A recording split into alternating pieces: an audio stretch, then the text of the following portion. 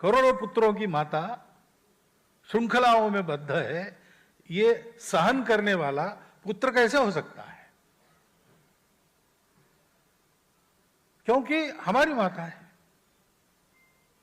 हम इतने सारे पुत्र हैं, तो माता का हित, हमारी माता दैन्य दास्य में रह ही नहीं सकती। अगर है तो जीवन लगा के हमको प्रयास करना है कि उसको ठीक करना। ये जो प्रेम का भाव है, तन्मयता, उसके कारण आती है। और केवल यहां रुकता नहीं, आदमी अपना सब कुछ समर्पण कर देता है।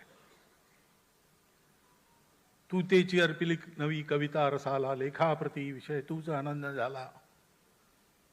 परिवार भी अपना, आगे कहते हैं उसी कविता में, हे काय बंधु असतो जरी सात आम्ही त्वस थंडलीच दिधले असते बळी मी। हम 7 भाई होते तो भी 3 भाई थे, तीनों अंदर थे, 2 तो अन्नवान काले पानी में थे। जो पत्र लिखते हैं कविता के रूप में, उसमें सावरकर जी कहते हैं कि 2 की क्या बात है, हम 7 भाई होते तो हम यही करते हैं। हमारा निर्वंश होता तो भी हम अखंड वंश कहलाते, क्योंकि देशभक्ति के इस दीप्तानल में हमने अपने स्वार्थ का दहन कर दिया है। मेरे लिए कुछ नहीं। ये जो उत्कट समर्पण है, उसके लिए आवश्यक उत्कट प्रेम है मातृभूमि के प्रति, उसके चलते जो तन्मयता आती है, इन सबका मिलाकर जो बनता है वो भक्ति है। सावरकर जी के चरित्र में सब मिलता है। जन्मजात प्रतिभावान थे, गायन, लेखन, नाटक, कविता, सब कुछ था उनके पास, वक्तृत्व था। उच्च विद्या विभूषित हो गए। उस समय बैरिस्टर बनना बड़ी बात थी। लेकिन यह सब कुछ देश के लिए। गुण सुमने मी वेची अली या भावे कि तिने सुगंधा ग्यावे। ये तरह तरह के गुण मैंने जो अर्जन किए अपने परिश्रम से, किस लिए? इन गुण पुष्पों की सुगंध मातृभूमि को मिले। अगर उसके उद्धार में ये काम नहीं आते तो विद्या का भार है, व्यर्थ है। जो कुछ कर रहे हैं वो उसी के लिए कर रहे हैं। और प्रचंड प्रतिभा, प्रचंड ज्ञान है। कर्म तो हम जानते ही है, बचपन से ही इतना सारा कर्म, भीम कर्म किया सावरकर जी ने, इतना कर्तृत्व, गगनचुंबी कर्तृत्व उनका। एक जीवन में आदमी ने क्या क्या करना है, अपने राष्ट्र की सर्वांगीण उन्नति के हेतु जो आज कर सकते हैं वो आज किया है, और जो आगे चल के हो सकता है करना चाहिए, उसके बारे में चर्चा शुरू की है, उसके बारे में बताया है। स्वतंत्र भारत का संरक्षण कैसा हो, उसके लिए क्या करना, पहले से विचार बताए। चिंतन मन में दूसरा विषय ही नहीं, और इसलिए विचार के साथ ही कर्तृत्व जुड़ता है। विचार सर्वांगीण है तो कर्तृत्व भी सर्वांगीण है। लेकिन इस ज्ञान और कर्म के साथ ये सतत चले, उपयोगी हो, इसलिए जो भक्ति आवश्यक रहती है वो भक्ति है, देशभक्ति।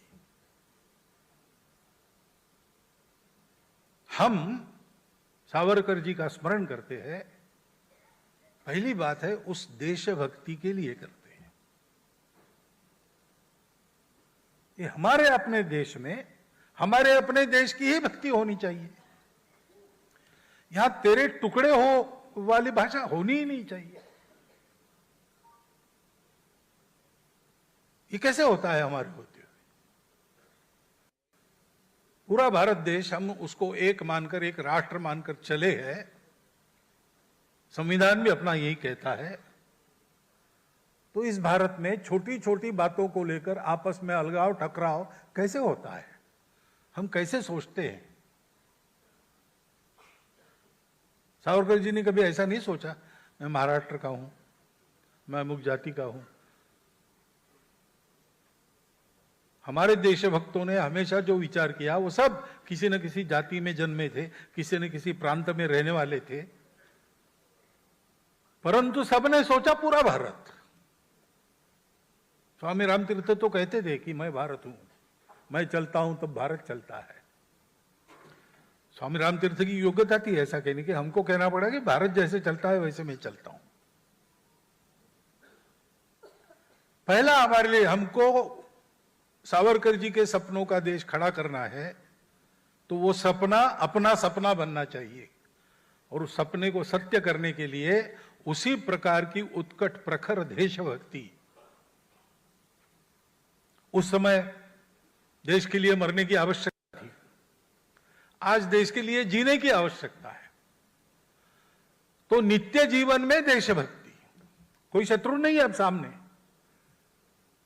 अपना देश बनाना है, अपना देश मजबूत करना है। तो नित्य जीवन में कौन कौन सी बातें हैं जो हमारे देश, उदाहरणार्थ आत्मनिर्भरता की बात हम करते हैं सब लोग, स्व का स्वदेशी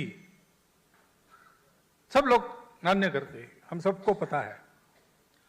लेकिन जहां जहां स्व का आचरण संभव है, कर सकते हैं प्रयास पूर्वक, वहां वहां करते कि नहीं? भाषा शुद्धि के लिए सावरकर जी ने काम किया। हमारे अपने घर में अपने बच्चों को अपनी मातृभाषा आती है कि नहीं आती है? बात सोचने की है।